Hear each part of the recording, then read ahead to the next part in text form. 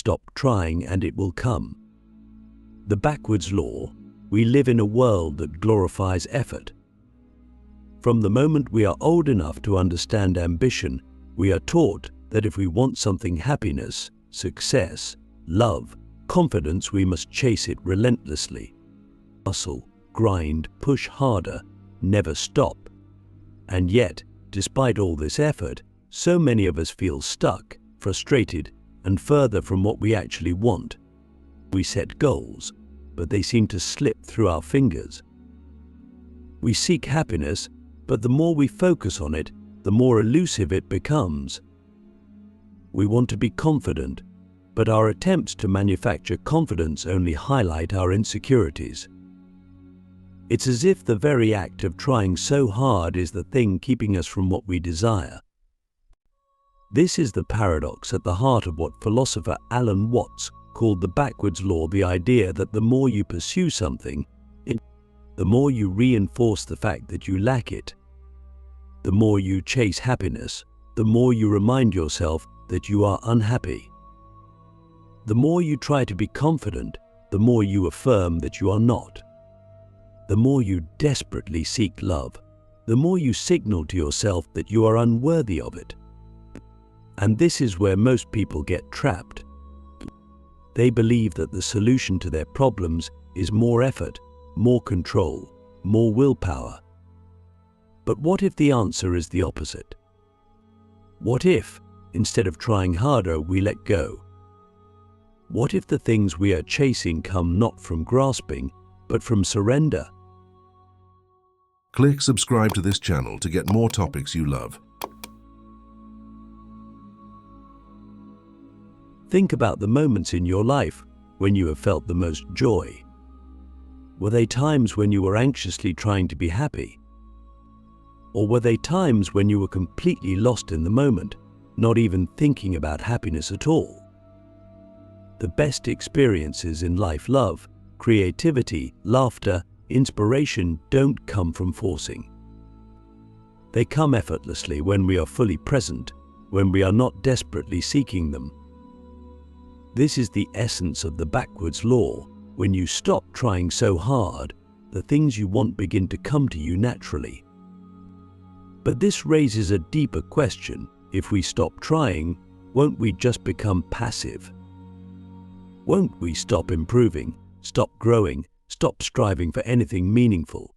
But this is the fear that keeps people trapped in the cycle of effort and struggle. We equate letting go with giving up. But that's not what the backwards law is about. It's not about doing nothing, it's about shifting the way we approach life. It's about understanding that true confidence, true happiness, true success come not from force, but from alignment. When you stop trying to prove yourself and simply trust yourself, confidence arises naturally. But when you stop chasing happiness and simply engage with life as it is, joy emerges effortlessly. When you stop desperately seeking love and instead focus on being present and open, love finds you. So ask yourself, where in my life am I trying too hard?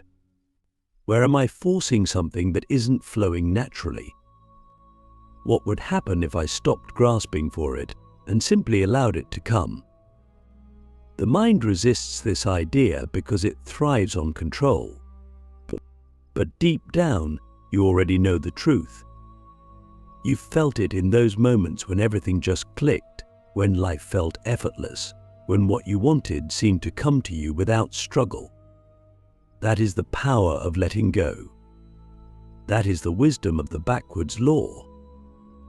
But if this is true, then why do we keep falling into the trap of effort and control? Why do we insist on forcing outcomes, even when we know it only creates more frustration? To understand that, we have to go deeper into the illusions of control, the fear of uncertainty, and the ego's desperate need to grasp at life. The illusion of control, while letting go, is the ultimate power. We are obsessed with control. In every area of life, our careers, relationships, emotions, And even our own thoughts, we try to force outcomes, believing that if we just try hard enough, plan well enough, and push forward with enough intensity, we can mold reality to our will. And yet, life repeatedly reminds us that control is an illusion. No matter how much we plan, things rarely unfold exactly as we expect. No matter how much we try to make people act a certain way, they have their own minds, their own choices. No matter how much we try to suppress emotions we don't want to feel, they eventually surface. The more we attempt to cling to control, the more life slips through our fingers like water. But why do we do this? Why do we resist the natural flow of life and insist on forcing things? The answer lies in fear. Fear of uncertainty, fear of failure, fear of losing what we think we need. The ego desperately wants to believe that it can dictate reality, that it is in charge, that if it just holds on tightly enough, life will bend to its will. But Taoism, Buddhism, and even modern psychology reveal a profound truth. Control is not power, letting go is. True power comes not from forcing life to conform to our desires, but from aligning ourselves with its natural rhythms. Think of a surfer. If they try to overpower the wave, if they fight against its movement, they will be thrown off balance and wiped out. But if they learn to move with the wave, to surrender to its force while skillfully adjusting their balance, they ride effortlessly. This is how life works. The more we fight against what is, the more we suffer. The more we learn to flow with reality, the more effortlessly we navigate it. This is the principle of Wu Wei, the Taoist concept of effortless action. It doesn't mean passivity. It means acting in harmony with the moment, rather than fighting against it. But the mind resists this idea. It says, if I don't try, nothing will happen. If I don't push, I'll fall behind. If I don't control, everything will fall apart. This is the trap. The mind believes that effort equals results, but in reality, the most powerful and effective actions come from a place of ease and clarity. Think about the times when you were at your best, when you performed effortlessly, when solutions seemed to arise naturally, when everything just clicked. Were you overthinking? Were you forcing? Or were you simply present, fully immersed in the moment, allowing things to unfold? Imagine a clenched fist, tightly gripping something fragile. The harder it squeezes, the more pressure it applies, the more likely it is to crush the very thing it's trying to hold on to. But if the hand loosens, if it relaxes just enough, what it holds remains intact. This is how life works. The more we grasp at happiness, success, love, or control, the more we strangle them. The moment we release the need to force things, they begin to flow naturally. But this raises a deeper question. If we stop trying to control everything, how do we know what to do? How do we make decisions, take action, and shape our lives without falling into passivity? The answer is simple but profound: presence. The more present we are, the more we can respond to life intelligently rather than react out of fear. When we are fully in the moment, we see things clearly. We make better decisions. We act with purpose, not desperation. It is only when the mind is lost in future anxieties or past regrets that we act from a place of fear and grasping. Look at nature. A tree does not force itself to grow, it simply responds to the conditions around it. It bends with the wind rather than breaking. It grows its roots deeper when water is scarce. It does not resist reality, it adapts to it. And in doing so, it thrives. We, too, are part of nature. Our suffering comes not from life itself, but from our resistance to it.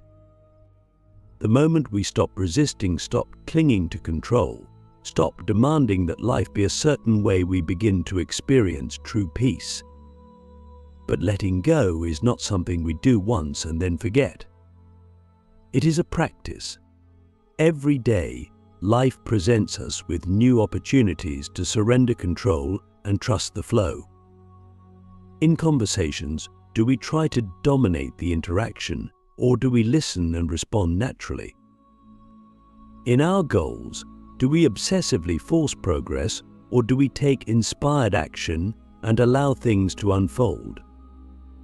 In our emotions, do we suppress what we don't want to feel, or do we allow ourselves to fully experience and process them? Ask yourself, where in my life am I holding on too tightly? What fears are keeping me trapped in the illusion of control? What would happen if I relaxed my grip, if I trusted that life knows what it's doing? The mind will resist this idea because it is addicted to control. But the deeper part of you, the part that has experienced moments of flow, moments of peace, moments when life simply worked without struggle, already knows the truth. But if letting go is the key, why is it so difficult? Why do we cling so desperately to control, even when it causes us suffering? To understand that, we must go even deeper into the nature of the self, the illusion of identity, and why our ego refuses to surrender even when it is drowning. The ego's illusion, why we cling to control, even when it destroys us. If letting go brings peace, if surrendering to life's flow removes struggle, then why do we resist it so much?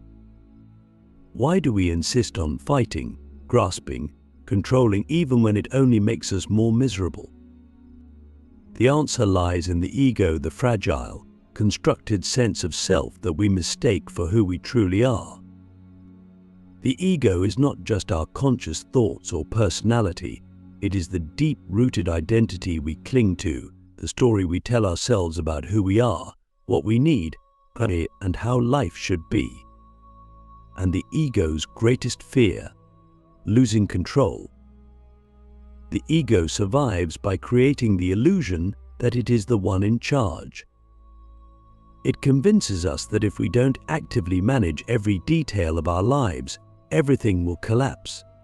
It whispers that we must prove ourselves, that we must constantly strive to be better, that we must fight for recognition, for security, for happiness. And so we chase success, believing that once we achieve enough, we will finally feel worthy. We chase love, believing that once someone validates us, we will finally feel complete. We chase happiness, believing that once we reach a certain milestone, we will finally be at peace. But the great tragedy of all this chasing is that it never ends, because the ego is never satisfied. It is built on lack, on the belief that we are not enough as we are, that we must become something more. And so, we live in a constant state of tension. We grasp for control because we believe control will give us security. But life does not work that way. Life is unpredictable. It shifts, it changes, it moves in ways we cannot anticipate. And when life does not conform to the ego's expectations, when things fall apart, when people leave, when plans unravel, the ego panics. It tightens its grip. It resists reality. It fights against what is. And this resistance is the root of suffering, not the events themselves, but our unwillingness to accept them. Imagine you are caught in a riptide. The more you struggle against the current, the more exhausted you become. The harder you fight, the more likely you are to drown. But if you stop resisting, if you surrender to the flow and let the water carry you, you survive. This is exactly how life works. The more we resist what is, the more we suffer. The more we accept, the more we find peace. But the ego does not want to surrender. It equates surrender with defeat. It believes that if it lets go, it will dissolve, it will dissolve, it will die. And in a way, it is right, because to truly let go, to truly surrender to life, is to dissolve the illusion of the ego itself, to stop clinging to the idea that we are separate from life, that we are in control, that we must constantly prove ourselves. But this is terrifying, isn't it? Because if we are not our ego, then who are we? If we are not the story we tell ourselves, if we are not our achievements, our failures, our struggles, then what remains? This is the question that spiritual traditions have wrestled with for thousands of years.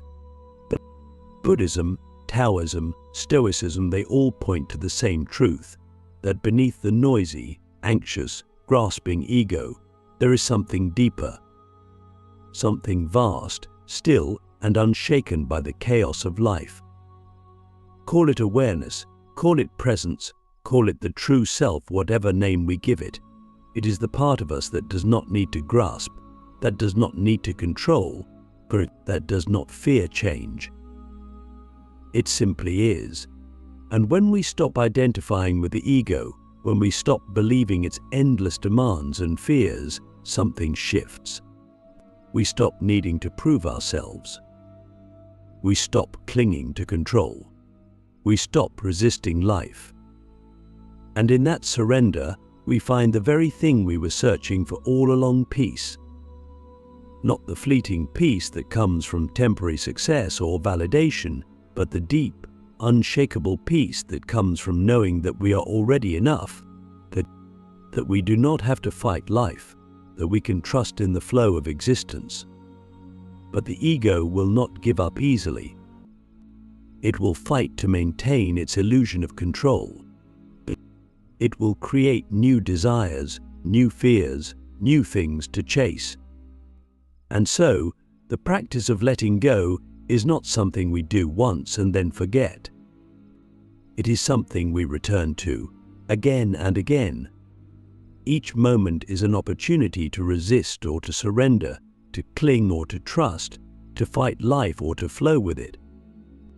So ask yourself, what am I holding on to that is causing me suffering? What would happen if I stopped resisting? Who would I be if I let go of the need to control, to prove, to chase? The mind will resist these questions because they threaten the very foundation of the ego. But somewhere inside you, a deeper part of you already knows the answer. But if surrender is the key, if letting go is the path to peace, then how do we actually do it? How do we loosen our grip on life when everything inside us is screaming to hold on? To answer that, we must explore one final lesson: the paradox of effort, and why the very act of trying to let go keeps us trapped. The paradox of effort, why trying to let go keeps you stuck. Letting go is the key to peace, but the moment we try to force it, we are already caught in another trap. The paradox is this: the more we try to let go, the more we reinforce the idea that there is something we must get rid of, something we must control. But real surrender is not something we do, it is something that happens when we stop doing. It is not an achievement, but an absence of struggle. The harder we try to release, the tighter we grip without realizing it.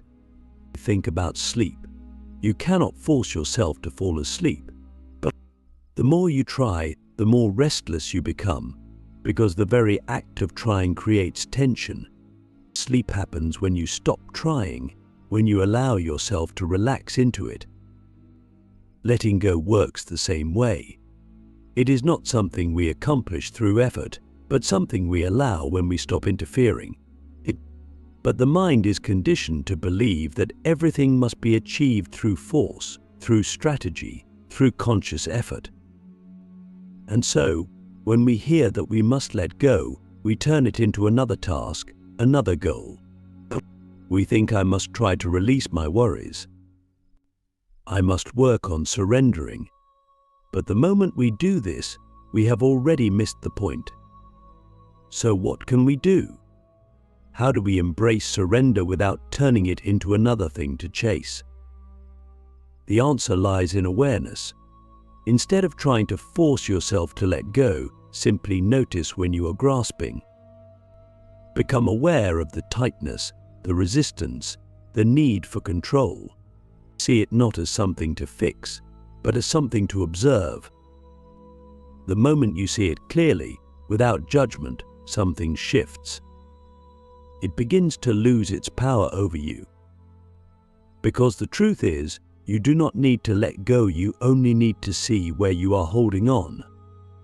When you see it, it begins to dissolve on its own. Imagine holding a rope that you have been pulling on for years. Your hands are clenched, your muscles tense, all of your energy focused on keeping that grip.